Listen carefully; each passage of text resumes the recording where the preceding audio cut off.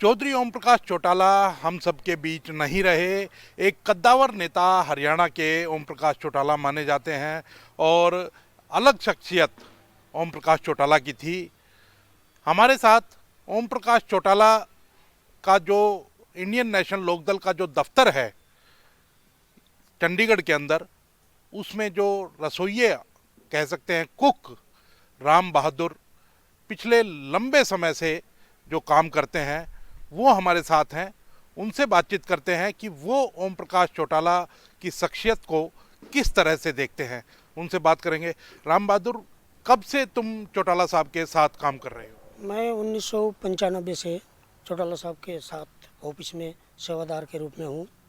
मैं आज से 30 साल पहले इनके ऑफिस में सेक्टर 3 22 नंबर फ्लैट उस टाइम दफ्तर होता था और मेरे रिश्तेदार कोई यहाँ चंडीगढ़ रहते थे। मैं घूमते घूमते आया था चंडीगढ़। किसी ने मेरे को बोला कि चौधरी ओम प्रकाश चौटाला जी का यहाँ दफ्तर है और एक सेवादार की ज़रूरत है। तो मैंने उनको बोला कि देखो जी, मैं घूमने आया हूँ, अगर मेरे को 10-15 दिन मैं लगाऊंगा, अगर मेरे को मन लगा तो मैं रहूँगा, नहीं तो 10-15 दिन बाद मैं जवाब देके मैं गांव चला जाऊँगा। आज मेरे को 30 साल हो गया इनकी सेवा करते, पार्टी की, परिवार की, इनसे जुड़ा हुआ। आज वो 15 दिन मेरे लिए आए नहीं।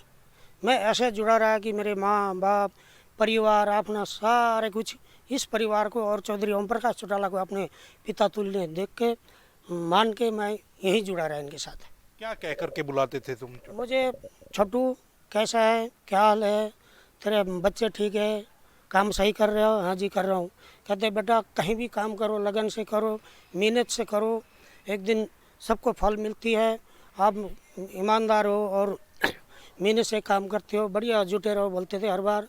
और जब भी आशीर्वाद लेने में कोठी जाते थे, मैं जाता था, पूछते थे पहले तो बता तेरे बच्चे कैसे हैं? ठीक है, हाँ जी ठीक है। तू ठीक है? बिल्कुल ठीक हूँ, बोल के आशीर्वाद देते थे।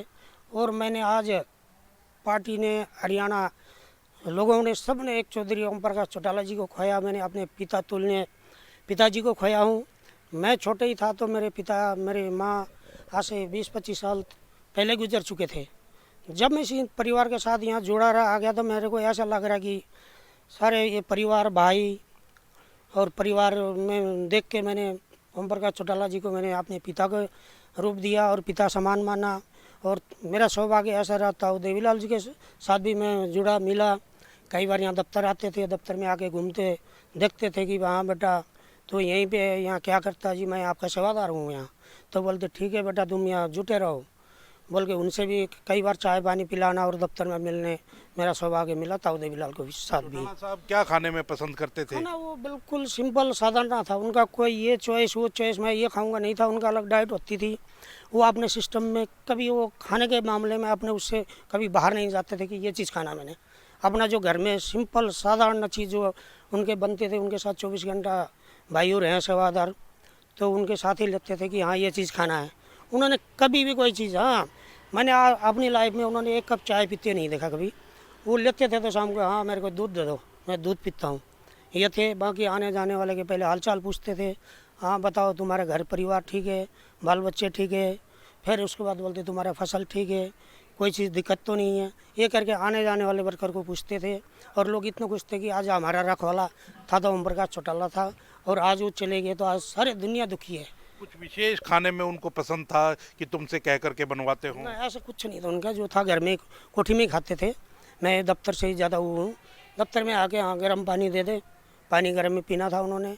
और चाय कभी पिए नहीं, बस ज़्यादा ज़्यादा एक दूध का गिलास गर्म लेते थे। बाकी कोठी में थे सेवादार भाइयों जो उनके साथ रहते थे, सारे वही करते थे सेवा। आप उनको क्या कह करके पुकारते मैं थे? तो पिताजी के नाम से, क्योंकि मैंने जब मेरे माँ बाप खुला पिताजी को खोया, सब कुछ यहाँ आ गया। ऐसे देखा कि यहाँ अगर माता पिता के रूप में अगर कोई देखा तो चौधरी ओम प्रकाश चौटाला को मैंने देखा। और उनको वही देख के मैंने आज इतने साल मैंने कभी बैकग्राउंड जाके मेरे घर में जाके मैंने ये देखा नहीं कि मेरे गांव में जाके भी मैं 2 दिन 3 दिन 4 दिन रुकने के बाद मैं अपना घर यहाँ समझ के उल्टा जल्दी वापस आ जाता था। जब पार्टी अलग अलग हो गई 2018 के अंदर, तो जननायक जनता पार्टी के नेता थे दुष्यंत चौटाला, अजय चौटाला, उन्होंने नहीं बुलाया आपको? उन्होंने उनके साथ डायरेक्ट नहीं, उनके थे, उनके तो दोस्त और सारे थे मेरे पास। गए वहाँ 4 सेक्टर भी। कई बोलते थे कि भाई दुष्यंत भैया से बात कराते हैं, दिग्विजय से बात कराते हैं, आपने तो तनख्वाह लेनी है। आपने सेवा करी है, पुराने यहाँ रहे हो, आप रह जाओ, आपको कोई दिक्कत तो है नहीं, आप कोई भगा थोड़ी रहे आप रहो। पर उस टाइम मुझे बिल्कुल मन में ये नहीं हुआ कि मैं यहाँ रहना।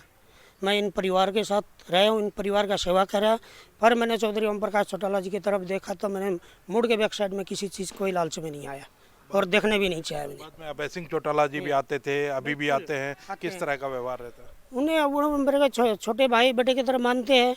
जब वो आते तो मुझे भी ये खुशी होता कि हाँ अपने बड़े भाई आ गए दफ्तर में। जब आते हैं मैं पानी लेके जाता हूँ, चाय पूछता हूँ कि भाई साहब चाय लाऊं। हाँ तो मेरा क्या काम है, तेरे पास चाय पीने आया हूँ, चाय पिला।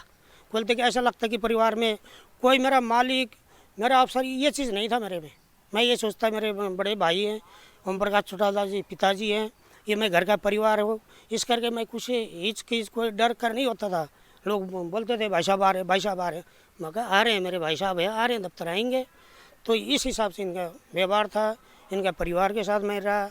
जब माताजी थे उस टाइम भी कभी कोई काम पड़ता था दफ्तर में आके, कोठी में आके फ़ोन कराते थे, ओ दफ्तर वाला छोरे से बात कराओ, कोई काम है, कोई बंदा चाहिए, ये करके माताजी भी बहुत प्यार करते थे। कोई किस्सा कोई ऐसा ध्यान में आता हो ओम प्रकाश चौटाला जी का तुम्हें कि हंसी करते हो, मजाक करते हो? हंसी मजाक तो इतना खास होती नहीं थी, क्योंकि उनके पास कोई फालतू बात, कोई इधर उधर कोई चापलूसी, कोई इस चीज़ का कोई उनके पास ऐसा नहीं था सिस्टम। काम से काम रखते थे। किस्सा एक था, जब हमारे 99 में सरकार बनी, 24 नंबर फ्लैट थे उस टाइम, फिर नीचे 21 नंबर सरकार के टाइम दफ्तर आ गया। दफ्तर आते चौटाला साहब ने उद्घाटन था करना था दफ्तर में। उस टाइम मौजूदा सेक्रेटरी था, उन्होंने बोला बहादुर आजा, तेरे को सीएम साहब से मिलाऊंगा, तेरी परिचय कराऊंगा। तो मैं अंदर गया, उसने बोला कि ये बहादुर है हमारा नेपाल का, ये सेवादार है जी, बहुत ईमानदार है, बहुत मेहनत लगन से काम करता है। तो उस टाइम चौटाला साहब ने ये बोला कि उस सेक्रेटरी को, अरे पागल फजूल का आदमी, तू इसका परिचय मेरे से करवाओगा, चल साइड दो। ये करके वो चीज़ मुझे आज ये ऐसा लगता है कि मैं उस चीज़ को आज भी लेके बैठता हूँ। आज चौधरी साहब चले गए, कल कोई बात हो तो मैं कहने का जगह कहीं ना होगी कि मेरे को किसी ने ऐसा बोला तो मैं किसका उसमें रहूँ। एक चीज़ ये चीज़ थी, उनकी खासियत थी, कभी किसी को फालतू चक्कर में नहीं लगते थे, कोई वो इधर उधर नहीं था, अपने बच्चों की तरह रखा, जब भी देखे प्यार से मिले। सब यादें उनके एक पिताजी के उसमें है मेरे दिल में। कार्यकर्ताओं से किस तरह से बात करते थे, क्योंकि कार्यकर्ता उनकी रीढ़ की हड्डी माने जाते हैं? बिल्कुल, कार्यकर्ता आते थे, पहले बैठ के चाय पानी पूछ के, उनके घर परिवार के हालचाल पूछ के, फिर उनको हमेशा ये रखता कि भाई ये किसान है, इनका कोई खेती बाड़ी में क्या दिक्कत है, कोई कमी है, क्या कहती है बताओ, क्या क्या है बोल के सारे टूटे घर से लेके खेती बाड़ी तक पूछते रहते थे हर कार्यकर्ता के आते ही समय। और किसी को चाय खाना पीना खाए वगैरह किसी को जाना नहीं देते थे, कहते भाई चाय लगी है तुम्हारे, खाना है खाओ। तो इस करके इनके वो बहुत याददाश्त है मेरे पास। तो बिल्कुल आप देख सकते हैं कि राम बहादुर हैं, नेपाल से आए थे और यहाँ वैसे ही घूमने आए थे, तो बाद में ओम प्रकाश चौटाला के संपर्क में आए, चौधरी देवीलाल के संपर्क में आए, और उस समय से लगातार 30 सालों से अब देख सकते हैं कि उनके सेवादार बन गए और उनकी यादें अभी भी इनके जहन में हैं।